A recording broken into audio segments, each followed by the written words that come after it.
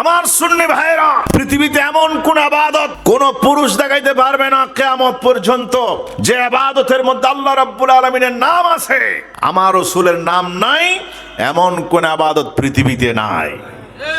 নামাজের ভিতরে আল্লাহ রাব্বুল আলামিন তার কথা আছে, নামাজের ভিতরে আমার নবীকে কেউ যদি সালাম না দেয় তার নামাজ হবে না।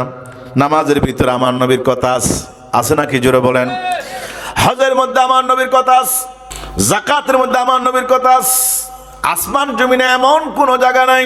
আসমানের মধ্যে হযরতে আদম আলাইহিস সালাম বলেন, আমি দেখলাম জান্নাতের প্রত্যেক দেওয়ালে দেওয়ালে, প্রত্যেক গাছে গাছে, প্রত্যেক গাছের পাতায় পাতায় পাতায় পাতায়, আসমানের প্রত্যেক পরতে পরতে আমি আদম আলাইহিস সালাম প্রত্যেক ইঞ্চিতে ইঞ্চিতে দেখেছি আমার আল্লাহ পাকের নাম যেখানে যেখানে, আমার নবীর নামও সেখানে সেখানে। জোরে বলেন সুবহানাল্লাহ, বলেন ইয়া রাসূলুল্লাহ, জোরে বলেন আল্লাহু আকবার।